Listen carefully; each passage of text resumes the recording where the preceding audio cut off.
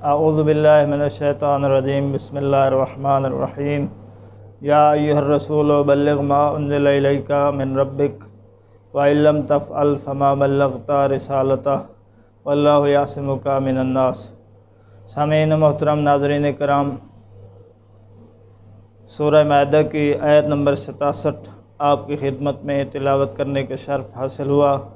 ارشاد قدرت ہے، اے نبی، اے رسول، پہنچا دو وہ چیز جو تیرے پروردگار کی طرف سے آپ پر نازل ہوئی ہے، اور اگر ایسا نہ کیا تو کار رسالت تمام نہیں ہے، اور اللہ تعالیٰ آپ کو آپ کے دشمنوں سے محفوظ رکھنے والا ہے۔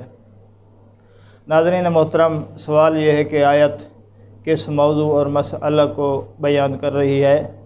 اس کو جاننے کے لیے ہم جب آیت میں غور کرتے ہیں تو آیت کے اندر 3 علامات ایسی موجود ہیں جو اس مسئلہ اور موضوع کی نشاندہی کرتی ہیں جس کو یہ آیت بیان کر رہی ہے۔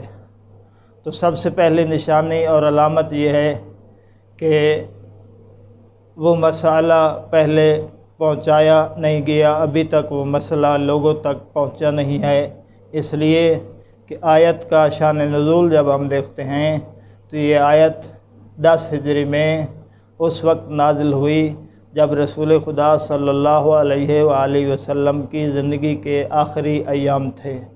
تو اس سے پتہ چلتا ہے کہ یہ مسئلہ پہلے بیان نہیں ہوا۔ تو پہلی علامت یہ ہے کہ مسئلہ بیان نہیں ہوا۔ دوسری علامت یہ ہے کہ یہ مسئلہ انتہائی اہمیت کا حامل ہے، اتنی اہمیت کا حامل ہے کہ یہ رسالت کے درجے میں ہے، اس لیے کہ ارشاد قدرت ہو رہا ہے وَإِن لَّمْ تَفْعَلْ فَمَا بَلَّغْتَ رِسَالَتَهُ، کہ اگر یہ نہ پہنچایا تو پھر کار رسالت مکمل نہیں ہے۔ تو یہ مسئلہ اپنی اہمیت کے اعتبار سے رسالت کے درجے میں ہے۔ تیسری علامت جو اس آیت میں ہم دیکھتے ہیں وہ یہ ہے کہ موضوع اور مسئلہ جس کو آیت بیان کر رہی ہے وہ خطرناک ہے، رسول کی ذات کو خطرہ ہے اس کے بیان کرنے پر۔ تو یہ 3 علامتیں ہیں جو ہمیں آیت کے شان نزول اور خود آیت میں غور کرنے سے ملتی ہیں، جو مسئلہ اور موضوع کی نشاندہی کر رہی ہیں۔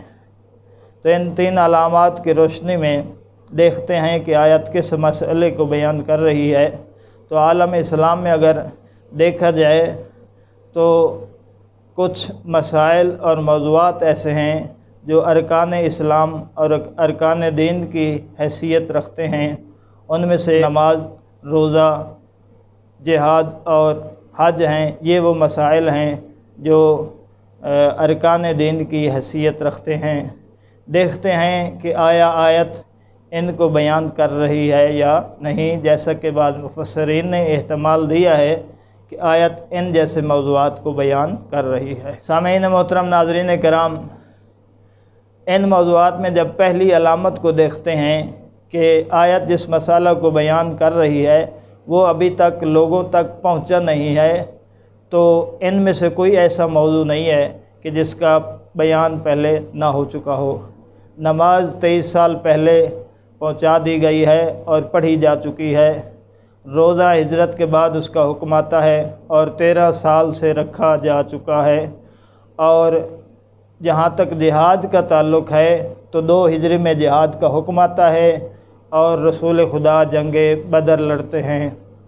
اور اسی طرح حج، جب یہ آیت نازل ہوتی ہے تو رسول خدا حج انجام دے کر واپس ہوتے ہیں اور یہ آیت نازل ہوتی ہے اور رسول خدا صلی اللہ علیہ وآلہ وسلم لوگوں میں اس آیت کی تلاوت کرتے ہیں۔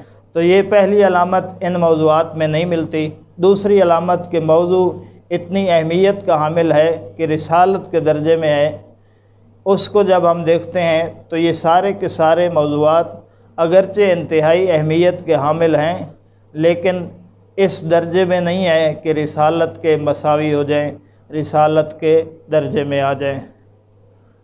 نماز، روزہ، جہاد، حج انتہائی اہمیت کے حامل ہیں، اپنی تمام تر اہمیت کے باوجود رسالت کے درجے میں نہیں آ سکتے۔ تیسری علامت کہ موضوع خطرناک ہے کہ جس کو بیان کرنے پر رسول کی ذات کو خطرہ ہے، وہ علامت بھی ان موضوعات میں نہیں پائی جاتی، اس لیے کہ نماز کا حکم رسول خدا صلی اللہ علیہ وآلہ وسلم دے چکے ہیں اور کوئی خطرہ نہیں تھا، روزے کو بیان کیا کوئی خطرہ نہیں تھا، جہاد کو بیان کیا کوئی خطرہ نہیں تھا، حج کو انجام دے کے واپس آ رہے ہیں اور کوئی خطرہ نہیں ہے۔ تو پھر سوال یہ پیدا ہوتا ہے کہ جب یہ تین علامتیں ان موضوعات میں نہیں پائی جاتی تو وہ کون سا مسئلہ اور موضوع ہے کہ جس میں یہ تینوں علامات پائی جاتی ہیں اور جس کو آیت بیان کر رہی ہے؟ اس کو انشاءاللہ ہم اگلے درس میں ذکر کریں گے۔ وصلی اللہ علی محمد و آل محمد۔